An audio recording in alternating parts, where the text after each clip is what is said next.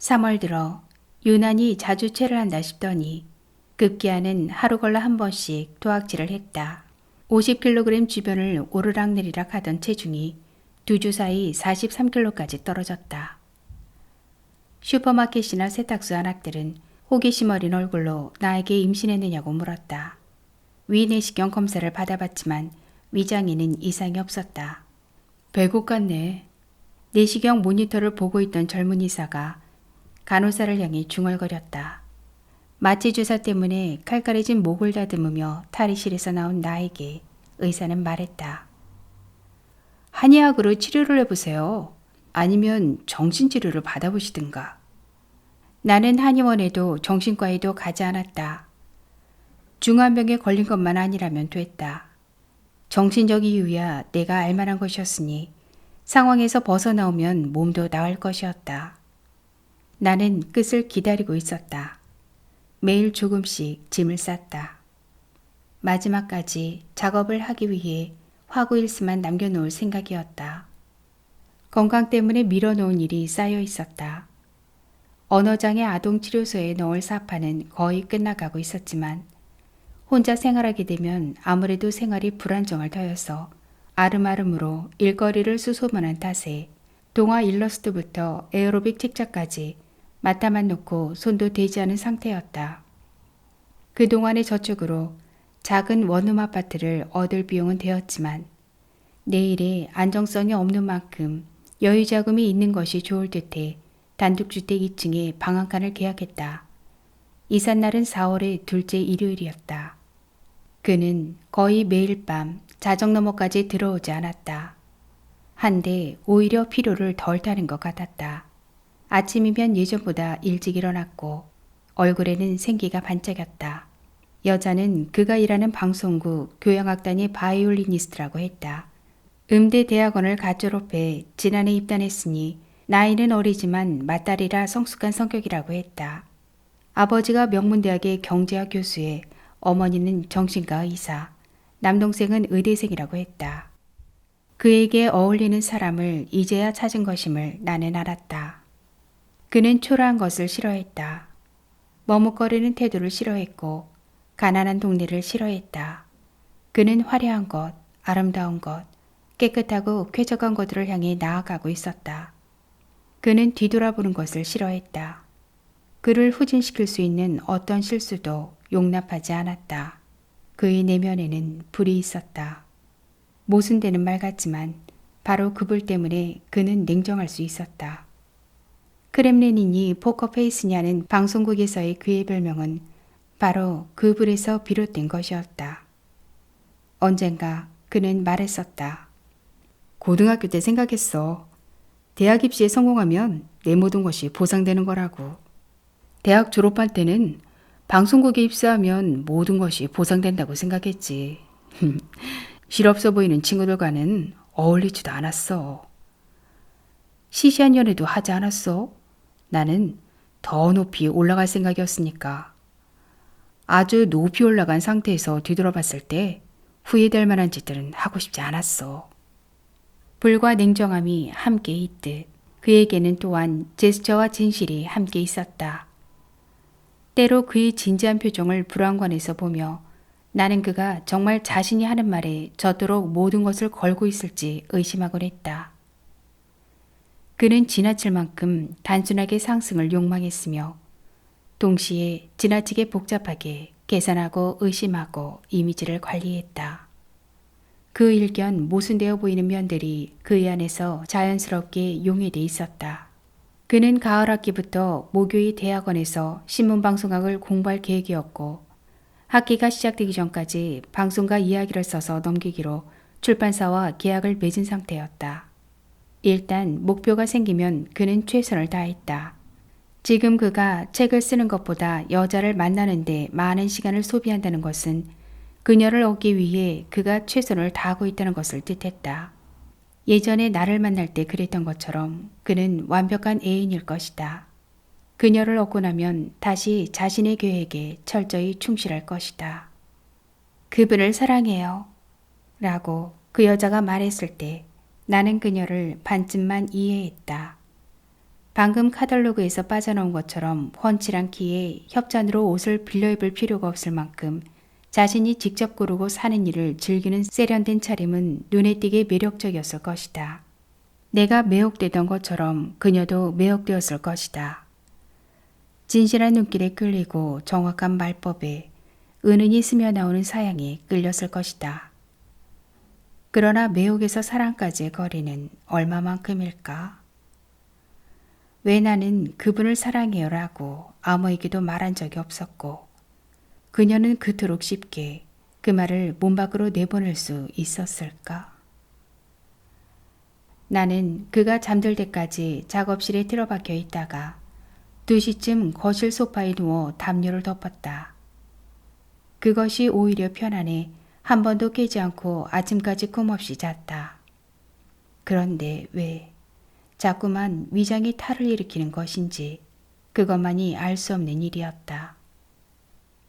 3월 중순의 밤에 나는 그 여자의 얼굴을 보았다. 위장이 조금씩 달래지고 다시 작업에 몰입하기 시작하던 즈음이었다. 그는 방송을 끝내고 바로 들어왔는데 그간 집에서 입을 여는 일이 없었던 그는 그날에야 내 얼굴을 자세히 살핀 모양이었다.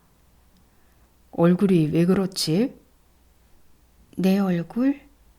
백지장 같은데 어디 이상이 있는 거야? 위내시경을 찍어봤어. 뭐래? 100억 같대. 아무 이상 없대. 다행이군. 고개를 끄덕이면서도 그는 당혹스러운 얼굴을 했다. 그럼 어디가 이상이라는 거야? 이상 없대. 마음의 병이래. 그는 멍한 눈으로 물었다. 마음이 괴로워?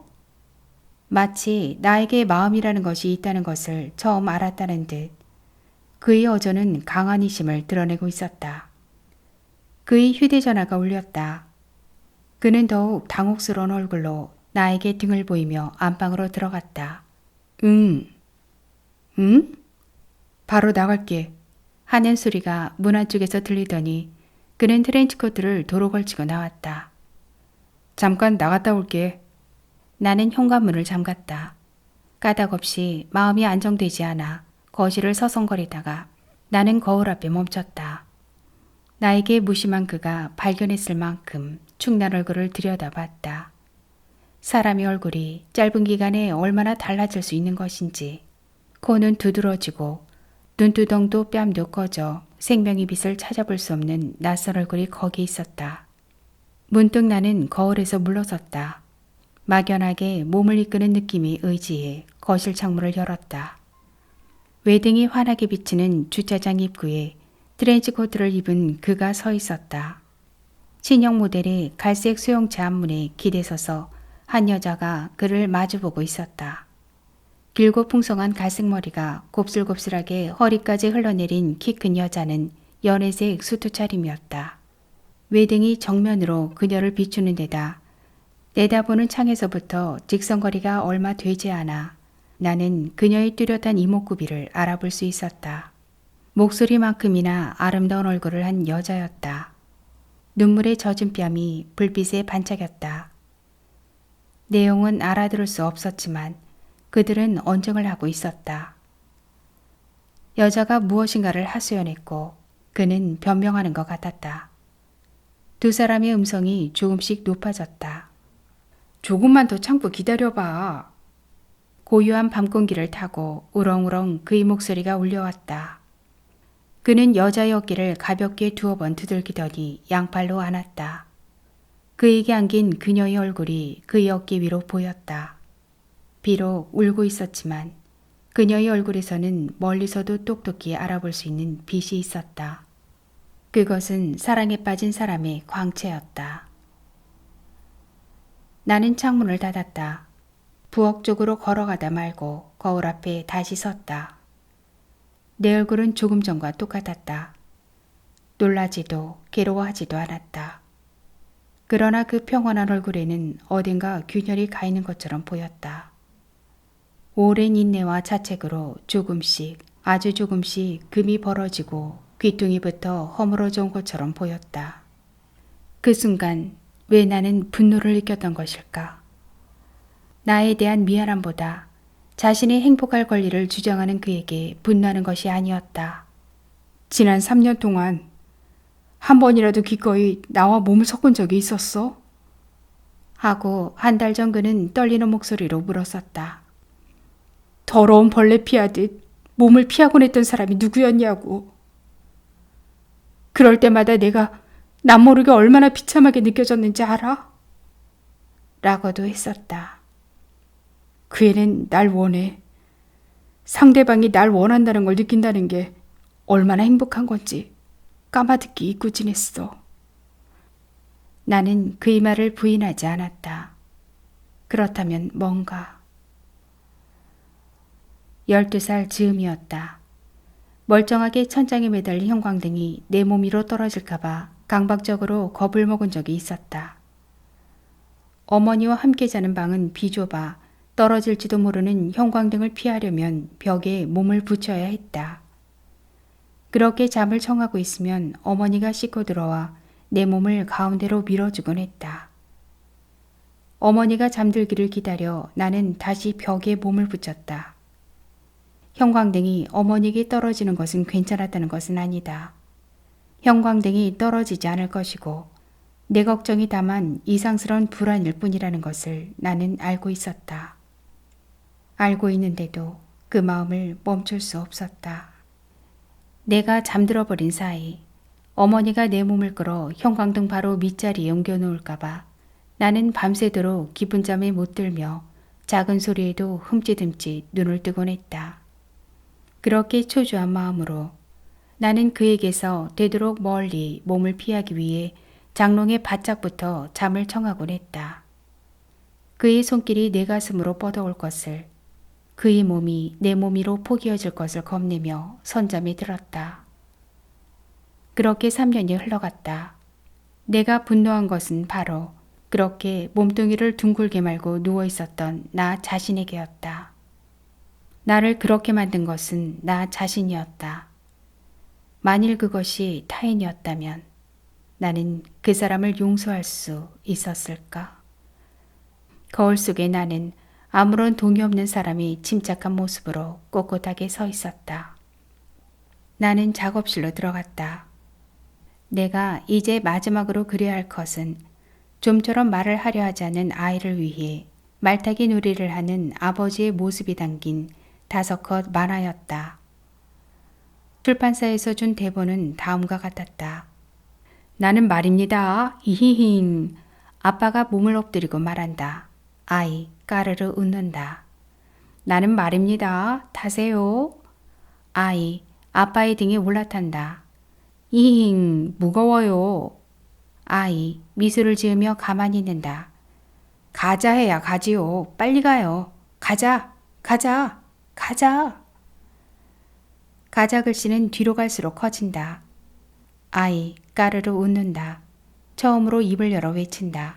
가자!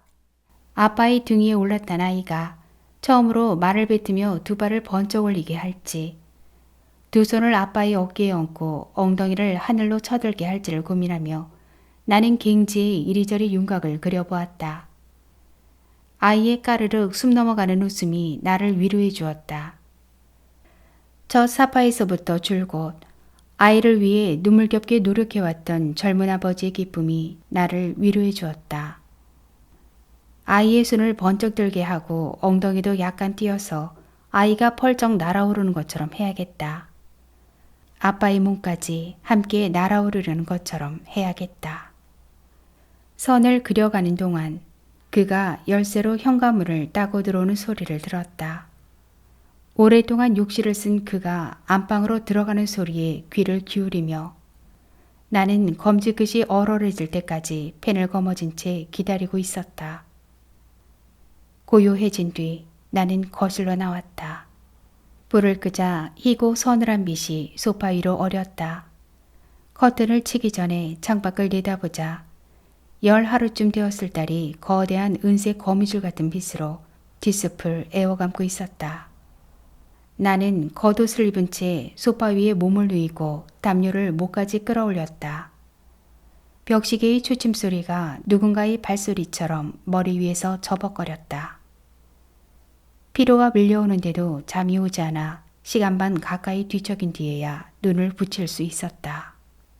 그날 밤 다시 아기 부처의 꿈을 꾸었다. 깜깜한 동굴 속에서 흔들리는 흰초의 불빛 아래 얼굴은 음산하게 웃고 있었다. 나는 손을 뻗었다. 얼굴 주변에 붉은 진흙을 떠 그 위에 덮었다. 널 묻어버릴 거야. 묻어버리겠어. 흙을 덮고 힘차게 밟아 도독한 무덤을 만들었는데 발을 떼고 나자 오히려 더욱 선명하게 살아난 얼굴이 나를 올려다봤다.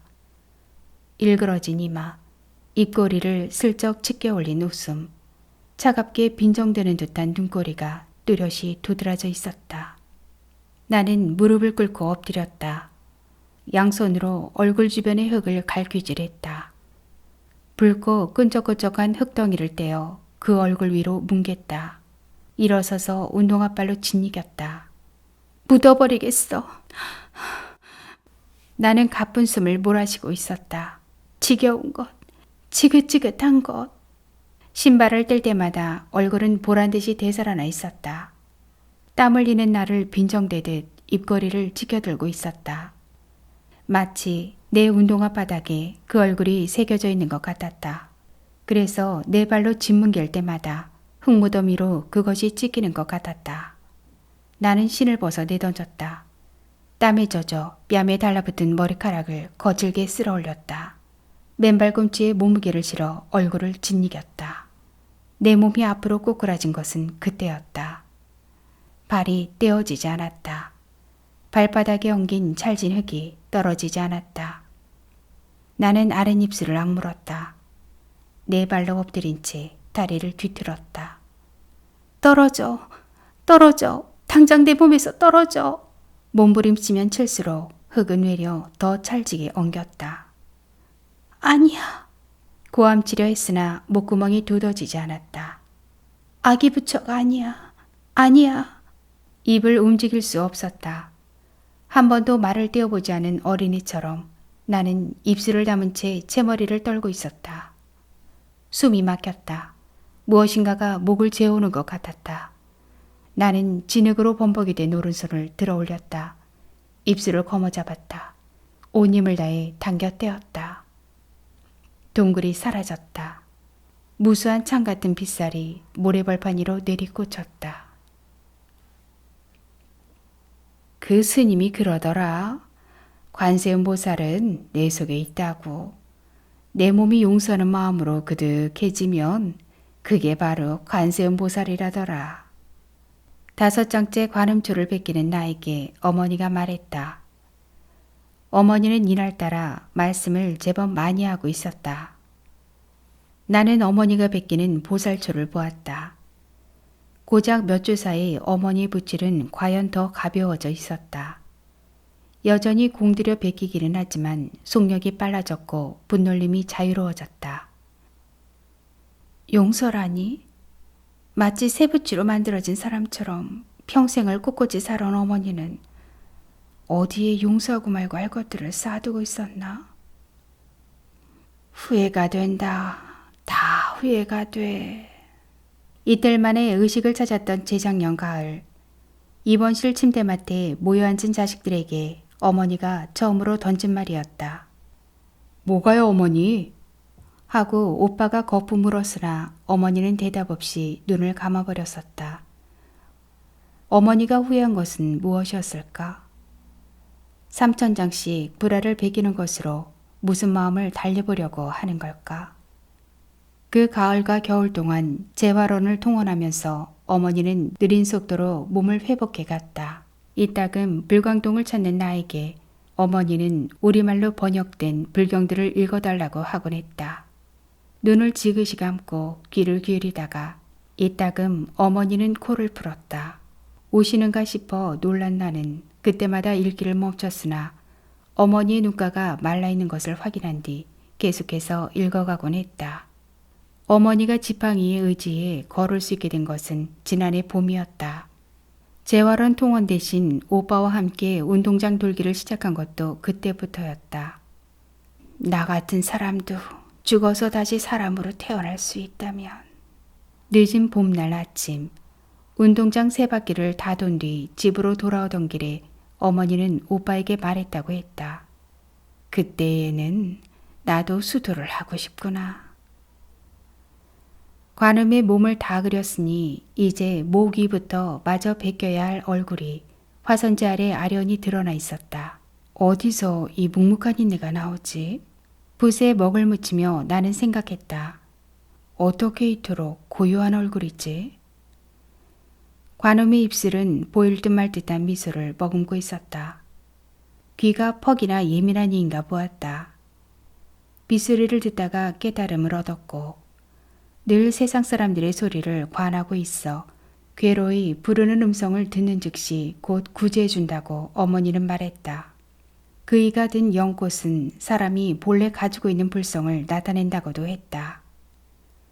그 꽃이 핀 것은 불성이 드러나 성불한 것을 뜻하고 그 봉오리는 불성이 번뇌에 들지 않고 장차 필 것을 나타낸다고 했다.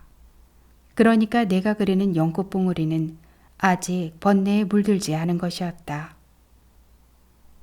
얼마 전 관음제 날 아침 어머니와 새언니는 집에서 가까운 반야사에 갔었는데 법회가 끝나고 절뚝절뚝 걸어 나온 어머니는 종무처에 들러 초파일 연등을 접수하면서 관음보살이 들고 있는 연꽃이 뭘 뜻하는 것인지를 물었다고 했다. 마침 주위에 다른 스님이 없어 그랬는지 접수계를 맡은 앳된 사미승이 차근차근 설명을 해주었다고 했다. 그러면 관세음 보살님이 내 맘의 연꽃을 시들지 못하게 해주는 거랍니까? 하고 어머니가 묻자 사미승은 귓불을 붉히며 그건 시들거나 죽거나 하는 게 아니라고 알고 있습니다. 하고 대답했다고 했다. 그 스님, 너보다는 4-5살쯤 어려 보이더라마는. 말이 길어져 숨이 찬지 어머니는 탁하니 감초 냄새 섞인 한숨을 뱉었다. 몸속 비밀스러운 곳에 차곡차곡 엎드려 있던 어둠이 더 견디지 못하고 뛰쳐나오는 것 같은 저 소리를 나는 오래전부터 들어왔다. 바늘에 실기를 끼우고 나서 동정을 달다가 골무를 만들다가 마고자의 호박단추를 달다 말고 어머니는 저렇듯 깊은 숨을 내쉬곤 했다.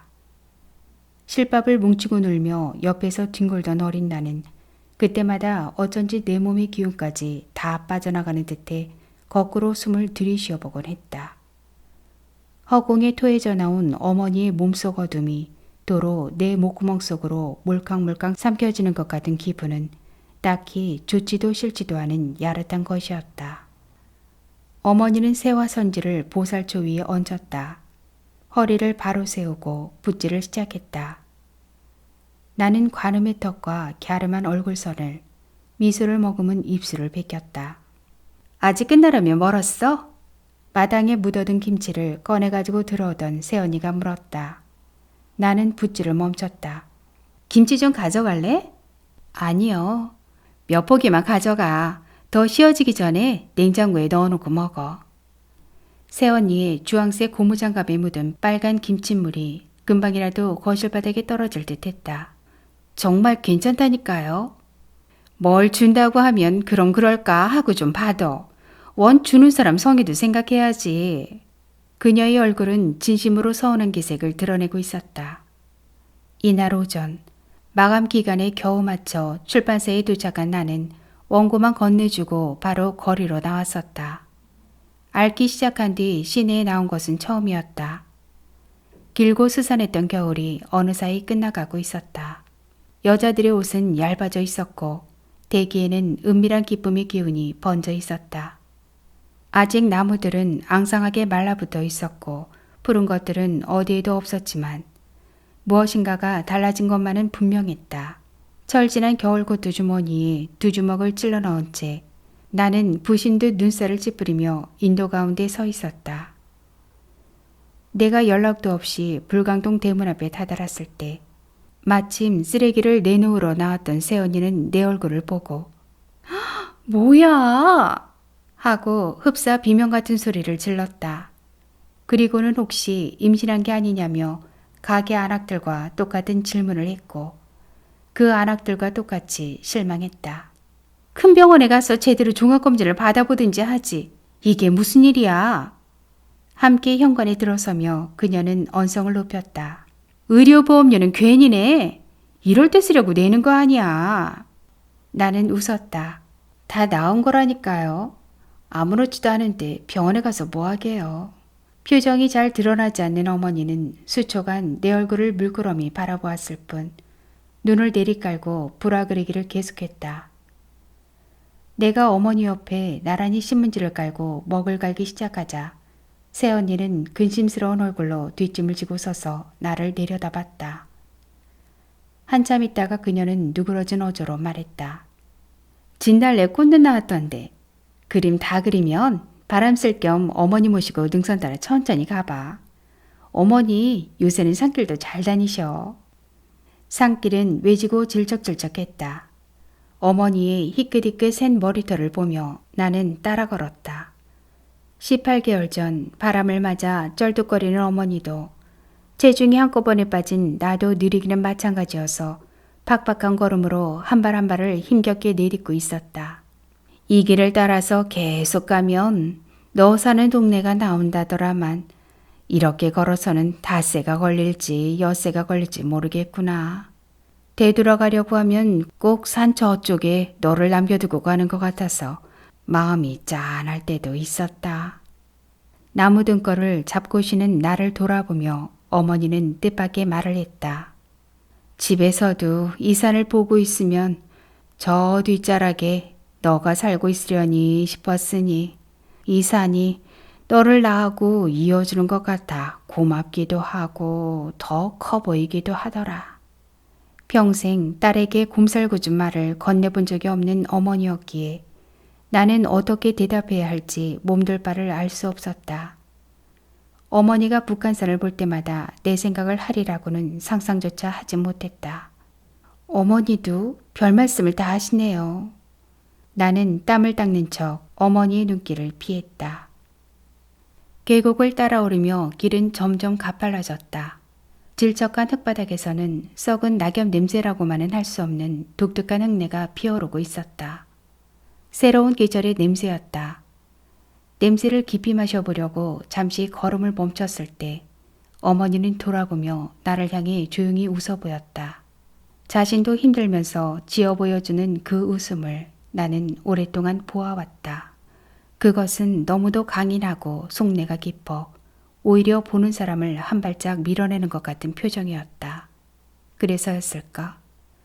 중학교에 들어갈 때까지 나는 내가 어머니의 친딸이 아닐지도 모른다는 의심을 품곤 했었다. 친엄마라면 저렇듯 나를 쓸쓸하게 할 수 없으리라는 생각을 했었다. 그런 의심을 더 이상 하지 않은 것은 내 이목구비나 체형이 어머니를 고스란히 빼닮았다는 것을 객관적으로 알 수 있는 나이가 된 뒤부터였다. 조금 더 천천히 걸으세요. 어머니도 힘드실 텐데. 하고 혀끝까지 치밀어 오른 말을 삼키며 나는 후들거리는 걸음을 재촉했다. 겨드랑이만 땀에 젖었던 것이 이제 등허리까지 젖었다. 이마에 맺혔던 땀이 귓가를 타고 내려와 목덜미로 떨어졌다. 이 산행에서 나는 어머니에게 말할 참이었다. 그와의 관계가 끝나가고 있는 것을 새언니가 듣지 않은 곳에서 간략하게나마 털어놓고 싶었다. 어머니가 까닭을 묻는다면 처음부터 그렇게 되었어야 했던 것을 어리석게 버텨왔을 뿐이라고 대답할 생각이었다. 그러나 어떻게, 무슨 말로 그 이야기의 처음을 끄집어내야 할까? 한 얼굴이 불현듯 눈앞이 진흙바닥에 나타났다. 눈을 비볐다. 선명하게 드러났던 그 얼굴은 흔적도 없이 사라졌다. 긴 얼굴에 짙게 올라간 눈, 빈정대는 인매, 탐욕과 증오에 찬 표정, 빚으면 빚을수록 냉혹하게 굳어가던 얼굴, 마치 생시에 보았던 것처럼 뚜렷한 얼굴이었다. 어떻게 늙고 병든 나보다 더 못 오는 거냐? 열대 발작점 위에서 돌아보고 있는 어머니의 구부정한 몸을 올려다봤다. 커렁커렁한 그녀의 음성이 이명처럼 귓속에서 울렸다. 바람이 일었다. 마른 오리나무 가지들이 흔들렸다. 어디선가 솔향이 날아왔다. 서늘하게 흔들리는 나목들의 뼈대를 나는 봤다. 먼저 가세요, 어머니. 조금만 더 가면 약수터가 나온다. 거기서 물만 떠먹고 내려가면 된다. 금방 따라갈게요. 어머니의 모습이 시야에서 사라지는 것을 올려다보며 나는 서 있었다. 어머니는 냉정한 사람이었다. 누군가가 고통을 호소하는 것을 용납하지 않았다. 어린 내가 덥거나 춥다고 칭얼댈 것 같으면 너는 참을성이라고는 없구나 하고 정색으로 나무랐다. 그녀는 내 어리광을 받아준 적이 없었다. 아이가 한 잘못이라고 해서 특별히 용서해 주지도 않았다. 혀를 쏙 빼거나 손톱을 질겅질겅 씹는 것으로는 아무것도 해결되지 않았다. 9살쯤이었나? 열이 끓어 어머니와 함께 수학과에 갔을 때 주사를 맞기 싫어 내가 뒷걸음질을 치자 어머니는 겁내지 마라 하고 무뚝뚝하게 타일렀다. 마치 아이가 아닌 어머니 또래의 여동생에게 말하듯이 어머니의 목소리는 무겁게 가라앉아 있었다.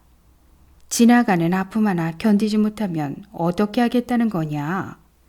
나는 흙바닥에 쪼그려 앉았다. 이렇게 체력이 떨어질 수도 있나?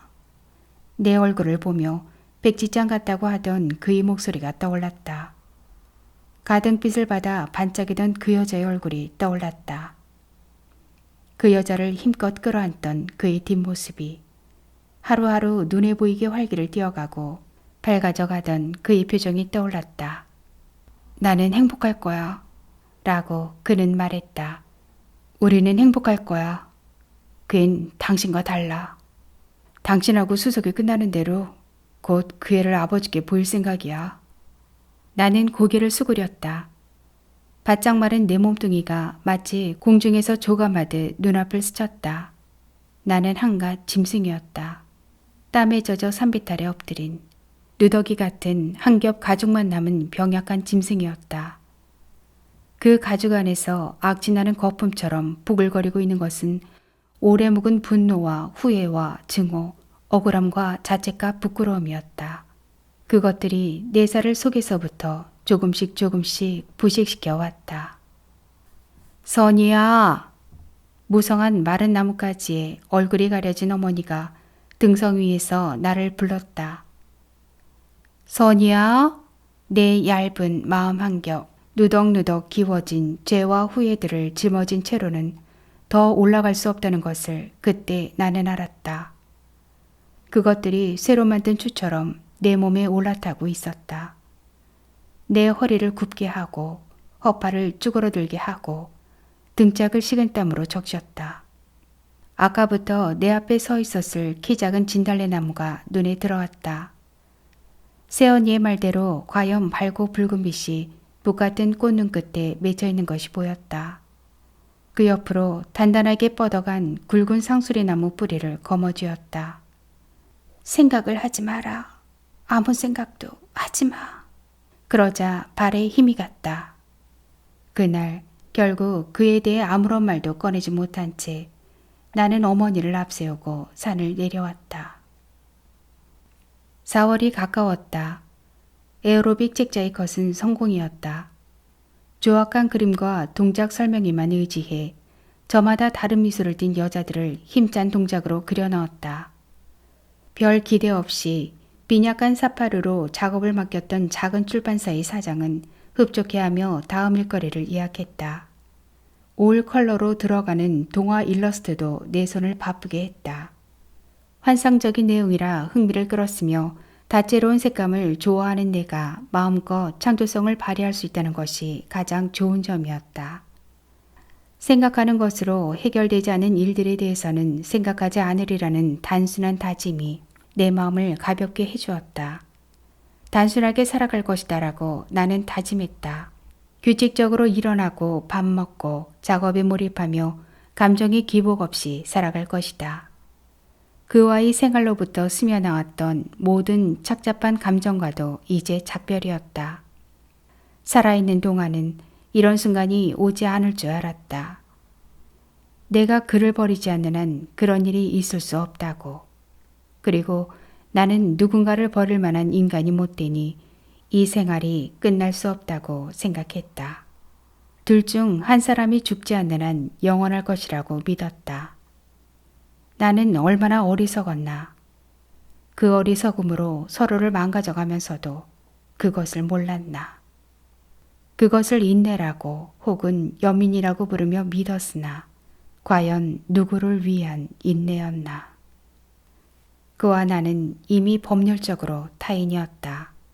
당장 다음 날에라도 떠날 수 있도록 화구일습과 옷 몇 벌만 남겨두고 짐을 모두 끓인 채 이삿날을 기다렸다. 막상 떠나려고 하니 이 동네에 꽤 정이 들어 있었던 것을 나는 깨달을 수 있었다. 젖죽이 불어가면서 그는 신도시의 아파트로 들어가고 싶어 했었다. 바쁘게 살아가는 그에게 이 동네는 갑갑하고 불편한 곳이었다. 용역회사를 운영한다는 주인이 집을 담보로 대출해간 돈이 아니었다면 전세가 진작 나갔을 것이고 그랬다면 아마 1년 전쯤 이사를 했을 것이다. 한 달, 두 달 기다려달라는 주인의 부탁을 거절하지 못해 여태까지 끌려온 것이 그에게는 큰 불만이었다. 그러나 마을버스 한 대가 지하철역으로 연결될 뿐인 마치 지방의 소읍처럼 고요한 이 변두리 동네는 나에게 편안한 공간이었다. 여름날 오후 비포장도로의 모래먼지 속에서 털털거리며 내려오는 마을버스를 기다리고 있자면 더욱 그랬다. 시내로 외출하면 마치 시골 사람이 오랜만에 대처에 나간 것처럼 필요했다. 탁한 공기며 질주하듯 바삐 걸어가는 사람들이며 도로마다 빼곡히 들어찬 자동차의 소음이 내 얼을 빼놓았다. 그때마다 나는 이 동네의 저교한 저녁을 생각하곤 했다. 어서 내 방으로 돌아가고 싶다. 그 방에서 하다 나온 작업을 계속하고 싶다는 생각으로 바쁜 사람들이 대열에 합류해 쫓기듯 중종걸음을 치곤 했다.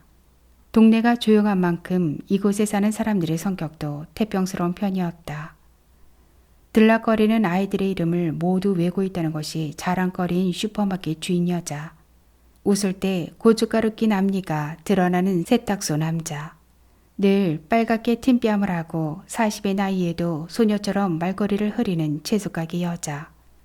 손두부와 비지를 만들어 파는 욕쟁이 노빠. 비디오 대여점이 화장기 없는 젊은 여자까지.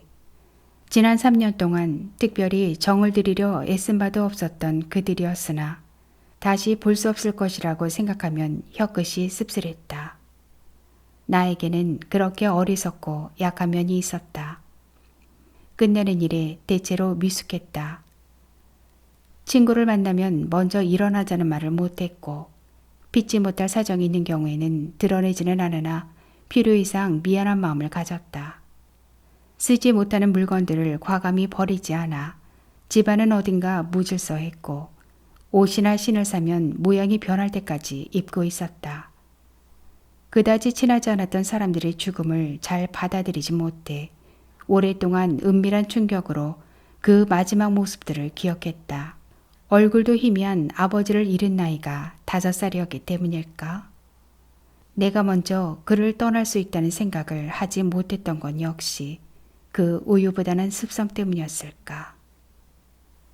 그를 처음 소개받았던 오후, 채광이 좋은 커피 전문점이 창가 테이블에 2사람만 남고 나자 그는 말없이 착하고 따뜻한 분이라던데 실은 그게 제 이상형입니다. 라고 말했었다. 그의 표정은 퍽 진지했다. 중개 역할을 맡은 선배의 그 상투적인 소개말에 이끌려 그는 그 자리에 나온 모양이었다. 저는 그런 사람이 아닌데요? 라고 내가 해명하듯 말하자 그는 웃었다. 느긋한 듯하나 어딘가 예민하고 초조해 보이는 따라 웃어주지 않으면 안 될 것 같은 웃음이었다. 착하고 따뜻한 게 아니라 고지식하고 우유부단한 걸 거예요. 글쎄요. 그걸 그렇게 부르는 사람들도 있긴 하겠죠. 약간 긴장한 음성으로 그러나 정확한 말씨로 그는 대꾸했다. 정색을 한 그의 눈이 어렴풋이 반짝였다. 자칫 못 보고 지나칠 수 있었을 만큼 희미하게 떠올랐다가 사라진 그 빛은 연애 감정보다는 희망에 가까운 것이었을까? 당신 그런 줄은 알았지만 정말 얼음장 같은 사람이군. 아무리 잠깐이라고 하지만 이런 식으로 같이 산다는 게 끔찍하지도 않아? 내가 나가든 당신이 나가든 떨어져 있는 게 낫지 않겠어? 어느 날 그는 출근하려다 말고 나에게 말했다. 당신은 어떨지 모르지만 난 숨이 막혀. 당신 냉정한 얼굴만 보면. 그는 내 얼굴을 뚫어지게 들여다봤다. 방금 면도한 그의 턱에서 풍겨오는 것은 얼마 전에 바꾼 스킨 로션 냄새였다. 그는 내 얼굴에서 무슨 표정인가가 떠오르기를, 그래서 그가 그것을 읽을 수 있기를 바라는 것 같았다. 그의 심각한 표정에는 어떤 종류의 단호함이 어려 있었다. 그는 단정하고 싶은 것이다. 우리 관계의 모든 것이 내 과오였다고 명백히 결론 내리고 싶은 것이다. 아마도 그의 결론은 옳을 것이다. 그 여자는 알까? 하고 나는 생각했다. 그의 이런 면을 알까? 스스로의 논리 속에서 자신의 입장이 완벽해지지 않으면 견디지 못하는 면을 알까? 그것이 그의 내면 깊숙이 숨겨진 약한 마음에서 비롯된 강박인 것을 알까? 나는 대답하지 않았다. 냉정한 게 아니라 단지 당신을 사랑하지 않을 뿐이야 라고도 이 차가운 마음이 아니었다면 여태까지 버텨오지도 못했어 라고도 변명하지 않았다. 노력했어. 내가 선택한 것이라서 책임도 지고 싶었던 거야 라고도 어쩌겠어. 그게 내 한계였는걸 이라고도 하지 않았다. 시선으로 사물을 꿰뚫을 수 있다고 믿는 듯이 그의 얼굴 뒤편에 단단히 버티고선 철제 현관문을 바라보았을 뿐이다. 그날 밤 8살 난 조카 현석이 전화를 걸어왔다. 마침 오랜만에 일찍 들어온 그를 바꿔달라고 했다. 수화기를 건네받은 그는 계속 그래 라고만 했다. 그래, 그럴게. 무선 수화기를 충전 카세트에 꽂아놓은 뒤 그는 팔짱을 꼈다. 뭐래? 라고 묻는 대신 그의 얼굴을 보고 있는 나에게 그는 말했다. 내가 고모부라고 하니까 학교 친구들이 사인을 받아달라고 했다는군. 침묵이 흘렀다. 끔찍하군. 팔짱을 풀어 손깍지를 끼며 그가 중얼거렸다. 뭐가? 당신은 끔찍하지 않아? 나는 그가 꽂아놓은 무선 수화기에 들어온 2개의 붉은 불을 보고 있었다. 끔찍하다? 마치 처음으로 들은 뜻모를 단어인 양 나는 그 말을 오랫동안 곱씹고 있었다. 비가 퍼붓고 이따금씩 벼락이 하얗게 창밖 북한산 숲을 뒤덮던 밤에 그는 돌아오지 않았다. 금요일이었다. 열흘 만에 한 번씩 돌아오는 외신부 당직 근무가 지난주에 지났으니 그에게는 오랜만에 맞는 주말 휴무였다. 딱히 그를 기다린 것도 아닌데 잠이 잘 오지 않았다. 거친 빗소리에 줄곧 자다 깨다 하다 보니 머리를 창밖에 내놓고 자는 것 같았다. 빗줄기가 밤새 내 얼굴을 때리는 것 같았다. 다음날 아침에야 빗발은 가늘어졌다. 비 그치고 오후에 나가보니 봉우리 졌던 진달래들이 일제히 만개에 있었다. 숲에서 날아온 산가지들이 마당 있는 집 살구나무 위에서 울어댔다. 붉은 벽돌 담장이로 목련송이들이 툭툭 피어나 있었다. 목련은 나무에 핀 연꽃이라 목련이지. 그렇게 생각하며 올려다보자 하우의 햇살을 받아 반짝이는 그 봉우리들은 마치 꽃잎 안의 흰 등불들을 감추고 있는 것 같았다. 현관에 들어서자마자 전화벨이 울렸다. 어떻게 지내나 싶어 전화했어. 통 소식이 없기에. 수화기 저편에서 새언니가 생글거리고 있었다. 많이 바빠? 마음만 바쁘죠 뭐. 갑자기 새언니의 말이 빨라졌다. 바쁜 거야 알지만 어려운 일 아닌데. 서방님 사인 말이야. 현석이가 여간 퇴근을 해야지. 요새 서방님도 많이 바쁜 모양이야. 전에는 그래도 2-5달에 한 번 왔잖아. 현석 아빠도 궁금해하는데. 나는 말을 돌렸다. 어머니는요? 어머니야 여전하시지. 여전히 불화 그리시고. 아직도 보살조 그리세요? 앞으로 열흘은 더 그려야 3,000장 채우신다고 그러네.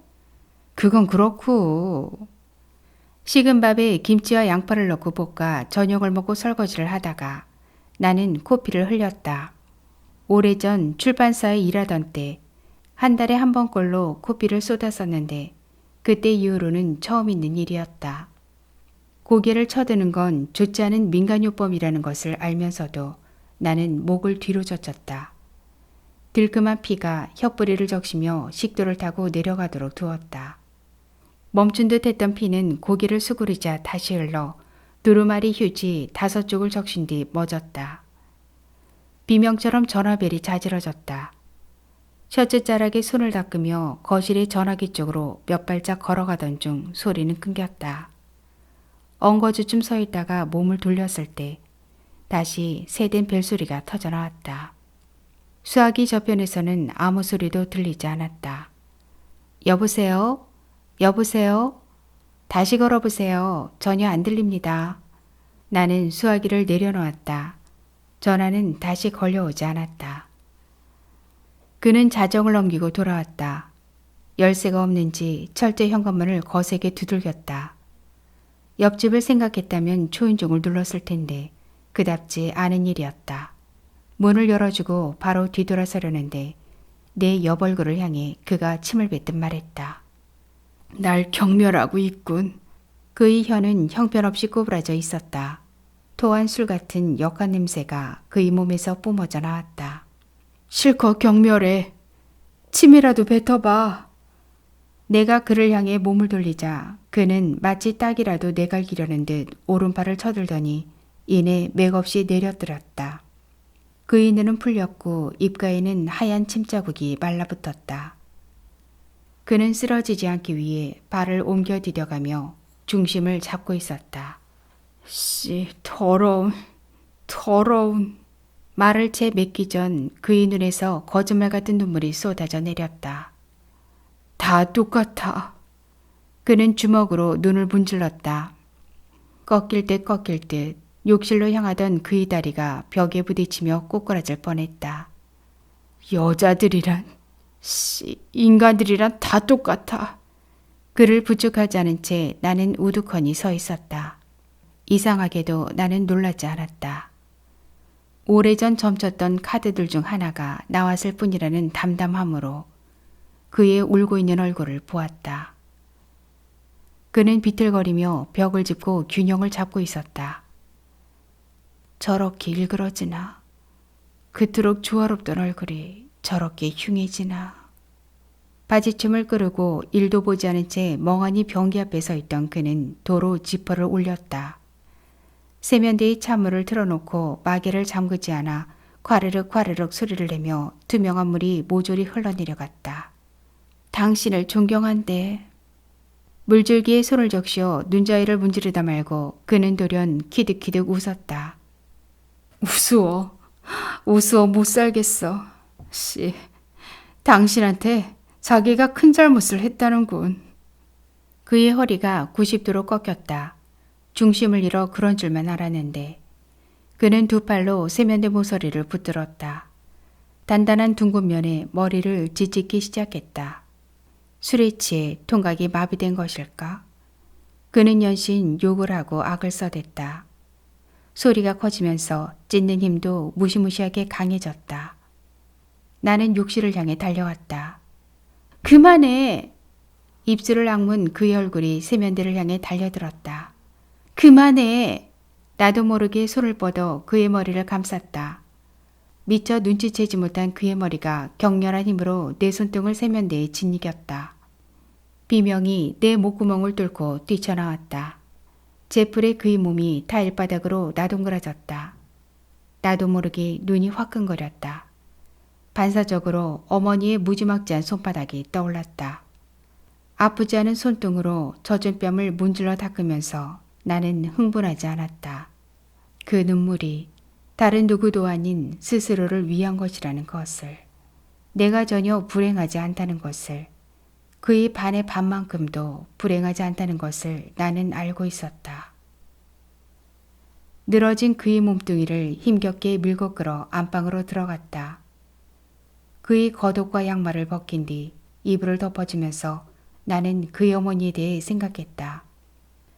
사춘기 초입에 그를 옷 갈아입힐 때마다 그녀는 우는 대신 입술을 물었다고 했다. 자신의 눈물이 그를 더욱 비참하게 할 것을 알았기 때문에 그랬을 것이다. 얼마나 세게 깨물었는지 그의 입술에 핏자국이 맺혀 있었다. 내일 아침이면 암록색으로 물들 것이다. 젖은 앞머리 아래 찢어진 이마에서 피를 닦아내고 과산화수소수를 발랐다. 어차피 이런 얼굴로 방송을 하기도 어려울 테지만 지워지지 않는 먹기로 크롬보다는 나을 것이다. 비상약 상자를 서랍장에 들여놓은 뒤 그의 머리맡에 책상 다리를 하고 앉았다. 그는 오래전 나에게 그랬던 것처럼 그녀 앞에서 옷을 벗었을까? 그의 몸을 봤을 때 그녀의 얼굴이, 그 아름답게 빛나던 얼굴이 어떤 모양으로 일그러졌을까? 손바닥과 손등이 얼얼하게 아파왔다. 중지마디의 살갗이 까지긴 했지만 피는 흐르지 않았다. 언제나 그랬듯 통증을 외면하며 나는 그 자리에 앉아 있었다. 통증을 달래기보다는 처음부터 없었던 것처럼 여기도록 나는 길러졌다. 어머니의 두꺼운 손바닥 세례를 피하기 위해 울지도 않고 어떤 허튼 소리도 뱉지 않도록 길들여졌다. 어린 딸에게 그만큼 엄정했던 대신 어머니는 언제나 내 말을 마치 성인의 그것처럼 존중해 주었다. 재수를 포기하고 전문대학에 간 것도, 꼬박꼬박 월급이 나오는 출판사에 미술부를 그만두고 프리랜서가 된 것도 어머니는 다만 내 뜻이라는 이유로 한마디의 이견 없이 받아들였다. 그는 물론 잘난 신랑감이었으나 설령 그렇지 않았다 해도 어머니는 반대하지 않았을 것이다. 사귀는 사람이 있다는 이야기를 내가 처음 꺼냈을 때 그의 직업이나 학벌, 집안 따위에 대한 이야기를 시작하기도 전에 어머니는 너가 알아서 할 일이다. 내가 뭘 알겠느냐 하고 마치 남의 일처럼 말했다. 넌 어릴 때부터 좀 숙성한 편이었다. 진달래 꽃눈을 보러 갔던 그날 산을 내려오며 어머니는 뜻밖의 말을 했었다. 그것은 내가 태어나서 어머니로부터 처음 듣는 칭찬이라면 칭찬이랄 수 있을 말이었다. 아이들이란 그저 보살핌 받기만 바라는 법인데 내가 무거운 거 들고 오면 못 들어줘서 금방이라도 올 것 같은 얼굴이 되고 내가 바늘에 손톱 밑이라도 찔리면 제 손이 아픈 것 같이 어쩔 줄을 모르곤 했다. 나무 둥치를 한 손으로 짚으며 바위에서 내려서는 어머니 얼굴은 쓸쓸히 수그러져 있었다. 난 그게 싫었다. 네가 그렇게 살아서는 안 된다고 생각했다. 그렇게 약한 마음으로는 세상을 버틸 수 없다고 생각했어.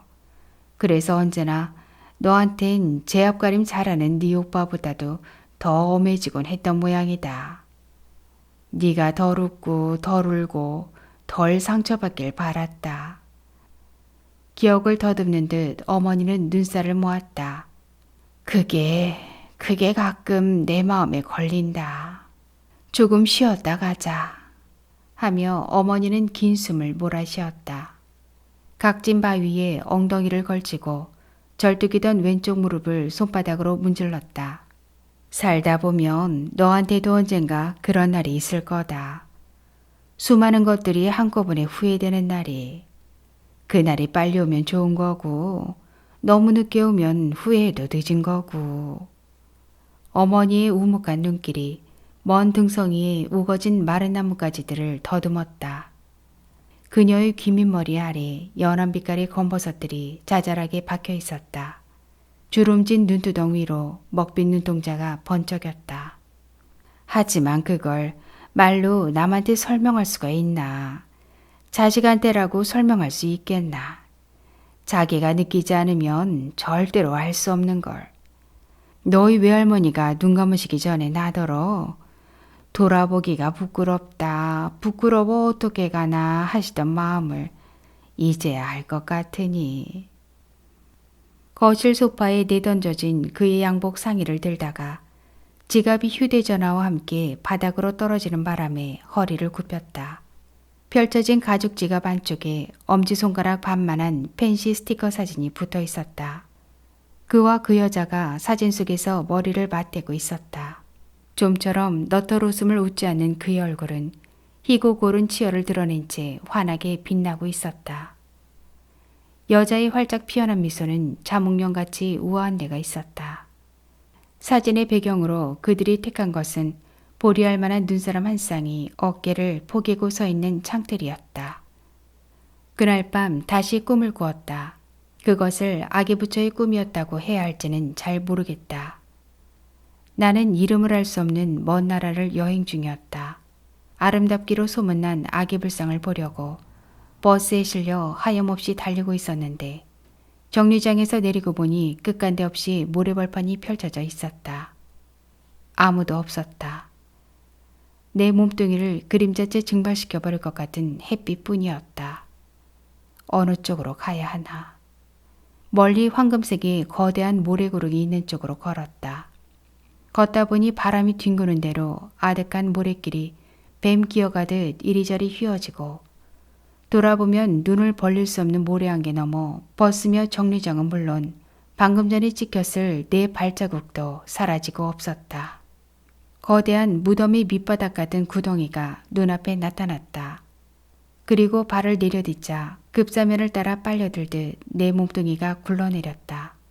고요히 흔들리는 촛불 하나가 구덩이의 둥근 한쪽 면에 내 그림자를 여러 겹으로 술렁대게 하고 있었다. 아무런 얼굴도 보이지 않았다. 나는 주춤거리며 촛불을 향해 다가갔다. 아기 부처가 어디 있나? 아기 불상이 어디 있어? 어둠에 채 길들지 않은 눈을 비비려고 모래 묻은 손을 털자 손가락째 모래알이 되어 부슬부슬 허물어졌다. 옷을 입은 채 그의 머리맡에서 잠들었던 모양이었다. 푸르스름한 방명이 안방으로 스며들어 와 있었다. 그는 여전히 깊은 잠에 빠져 있었다. 면도를 하루 걸렀을 뿐인 그의 턱은 억센 수염으로 거뭇거뭇했고 흘러내린 이불 위로 그의 맨 어깨와 가슴이 드러나 있었다. 밤사이 그의 이마에는 검푸른 피멍이 익어 있었다. 부어오른 자리를 조심스럽게 쓸어보자 잠결에도 아픈지 고개가 왜틀어졌다. 어느 겨울에 다쳤는지 그의 붉은 목덜미에도 상처가 있었다. 무엇인가에 3cm쯤 베인 자국이 일그러진 흉터 가운데 갈라져 있었다. 응고된 먹피를 향해 나는 손을 뻗었다. 그곳에 내 떨리는 손이 닿는 순간 가느다란 시름과 함께 그의 어깨가 소스라쳤다. 나의 아침은 언제나와 같았다. 냉장고에서 유리단지를 꺼내 거기 재워놓은 유자를 머그컵 2잔에 3스푼씩 덜었다. 한 잔은 뜨거운 물을 붓지 않은 채 탁자에 두고 남은 한 잔은 눈을 감고 3번에 나눠 들이켰다. 4가지 조간신문의 일면 제목들을 훑어 읽은 뒤 현관 안으로 던져 넣었고 간이 약수터까지 산책로를 따라 올라가 목조 정자에 걸터 앉았다. 생강향 같은 나무 냄새가 촉촉히 번져 있었다. 갈참나무들은 아직 헐벗은 나뭇가지들을 허공으로 뻗어 올린 채 침묵에 잠겼지만 저 검은 나무 껍질 속에도 봄돼지의 집이 흘러 올라와 있을 것이다. 일주일쯤 더 지나면 잎눈이 피어나기 시작할 것이다. 얼음 풀린 계곡을 향해 허리를 구부린 소나무들을 바라보다가 나는 새로운 사실을 발견했다. 겨울부터 저 날카로운 솔잎들은 초록빛을 띠고 있었다. 그러나 이제 보니 같은 푸른색이지만 분명히 달랐다. 방금 나온 어린 싹 같은 연푸른 빛이 생생하게 차올라 있었다. 겨울에는 견뎠고 봄에는 기쁘다. 누군가가 속삭여준 듯 문득 떠오른 말을 속으로 되뇌며 나는 그 자리에 앉아 있었다. 새벽빛은 천천히 가셔갔다. 꽁지가 푸른 산까치 한 마리가 마른 울음을 뱉으며 철조망 너머로 날아갔다.